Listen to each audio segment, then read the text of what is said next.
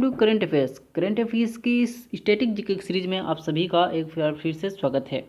ठीक है, तो इस सीरीज़ में हम भारत के जितने भी इम्पोर्टेंट नेशनल पार्क्स हैं, युद्धाभ्यास हैं, ठीक है, भारत के जितने भी राज्यों के लोक नृत्य हैं, उन सब के बारे में जितने भी इंपॉर्टेंट फैक्ट हो सकते हैं, जितने भी जानकारियाँ हो सकती हैं, उन सब के बारे में जानकारी गैदर कर रहे हैं। ठीक है, तो यदि अभी तक आपने हमारे चैनल को सब्सक्राइब नहीं किया तो अभी चैनल को सब्सक्राइब करें और बेल आइकन को प्रेस करें, ताकि जितने भी जीके से रिलेटेड वीडियो हम लेकर आते हैं उनकी नोटिफिकेशन आपको सबसे पहले मिले। ठीक है, तो इस वीडियो में हम बात करने वाले हैं यूनेस्को में शामिल भारतीय धरोहर के बारे में। ठीक है, बहुत ही इंपॉर्टेंट टॉपिक है ये, इससे क्वेश्चन आता ही आता है एग्ज़ाम में, आप इसको नोट करके रख लीजिए। ठीक है, तो ये वीडियो बहुत ही इंपॉर्टेंट है, तो आप पूरा वीडियो को ध्यान से ज़रूर देखिए। ठीक है, तो इसमें हम भारत के जितने भी यूनेस्को में शामिल भारतीय धरोहर हैं उन सब के बारे में हम लोग जानने की कोशिश करेंगे। ठीक है ना, तो चलिए सबसे पहले शुरू करते हैं वर्ष 2019 में। ठीक है, अभी आगामी से शुरू करते हैं और लास्ट तक जाएंगे। ठीक है, तो वर्ष 2019 में गुलाबी शहर के नाम से प्रसिद्ध है जयपुर, इसको यूनेस्को में शामिल किया गया है, भारत की धरोहर के रूप में यूनेस्को में शामिल किया गया है 2019 में गुलाबी शहर के नाम से जयपुर को। ठीक है, वर्ष 2018 में विक्टोरिया गोथिल और आर्ट डेको असेंबल जो कि मुंबई में है, इसको भी भारतीय धरोहर के रूप में शामिल किया गया है 2018 में। ठीक है, 2017 में ऐतिहासिक शहर अहमदाबाद को भी यूनेस्को में भारतीय धरोहर के रूप में इसको शामिल किया गया है। 2016 में वास्तुकला कार्यालय कार्बूसियर, ठीक है, जो कि चंडीगढ़ में स्थित है, इसको भी भारतीय धरोहर के रूप में यूनेस्को में शामिल किया गया है। कंचनजंगा राष्ट्रीय उद्यान जो कि सिक्किम में है, इसको 2016 में यूनेस्को राष्ट्रीय धरोहर शामिल किया गया है। नालंदा विश्वविद्यालय जो कि एक बेहद ही प्राचीन विश्वविद्यालय है, जो कि बिहार राज्य में स्थित है, ये 2016 में यूनेस्को में शामिल किया गया। ठीक है, महान हिमालय राष्ट्रीय उद्यान जो कि हिमाचल प्रदेश में है, ठीक है, इसको 2014 में यूनेस्को में शामिल किया गया। रानिये कुएँ जो कि गुजरात में है, रानिया कुएँ, ठीक है, ये गुजरात में है और इसे 2014 में यूनेस्को में शामिल किया गया है। पहाड़ी किले जो कि राजस्थान में है, बेहद ही फेमस है, इसको भी यूनेस्को में भारतीय राष्ट्रीय धरोहर के रूप में 2013 में इसको शामिल किया गया है। पश्चिमी घाट हॉटस्पॉट, ठीक है, जो कि कर्नाटक, केरल और तमिलनाडु महाराष्ट्र में है। ये पश्चिमी घाट जो है ये कर्नाटक, केरल, तमिलनाडु, महाराष्ट्र, ये चारों जिलों में ये पश्चिमी घाट लगा हुआ है, इसको पश्चिमी घाट से ही लिया गया है। ये 2012 में इसको यूनेस्को में शामिल किया गया है।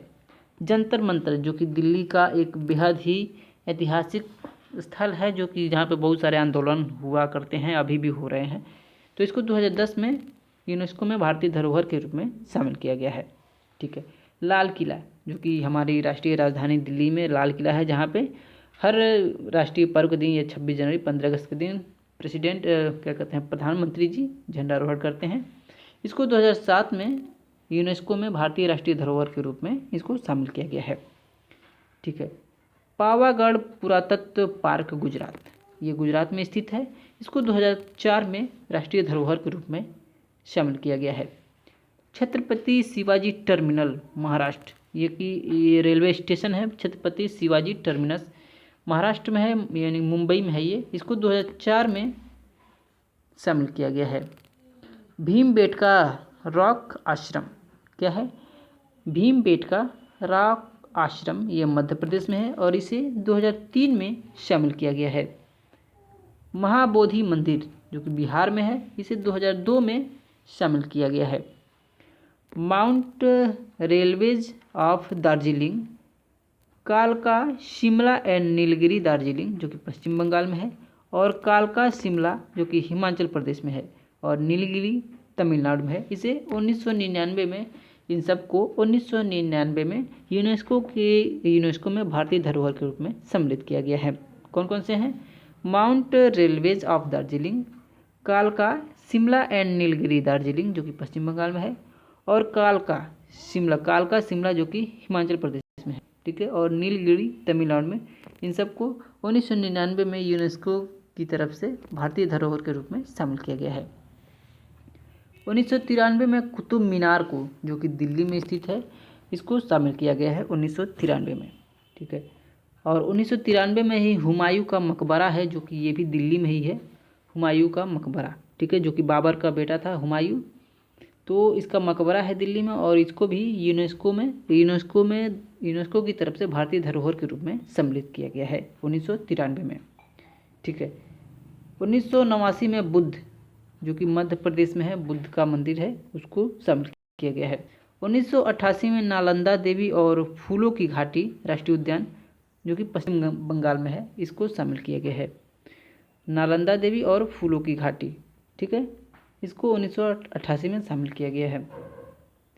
1987 में है सुंदरवन राष्ट्रीय उद्यान, जो कि उत्तराखंड में है, इसको भी शामिल किया गया है। 1987 में है पट्टकल स्मारक, जो कि कर्नाटक में है, इसको भी शामिल किया गया है राष्ट्रीय उद्यान के रूप में। 1987 में ग्रेट लिविंग चोल मंदिर, जो कि चोल राजाओं द्वारा बनाया गया था, ये तमिलनाडु में है, और इसे भी यूनेस्को द्वारा शामिल किया गया है 1987 में। आगे बात करते हैं एलिफेंटा गुफाएं। ठीक है, ये भी महाराष्ट्र में ही है, एलिफेंटा गुफाएं, ये 1987 में शामिल किया गया है। 1986 में फतेहपुर सिकरी, जो कि आगरा उत्तर प्रदेश में स्थित है, इसको भी यूनेस्को की तरफ से भारतीय राष्ट्रीय स्मारक के रूप में शामिल किया गया है। 1986 में हम्पी स्मारक को भी शामिल किया गया, जो कि कर्नाटक में है।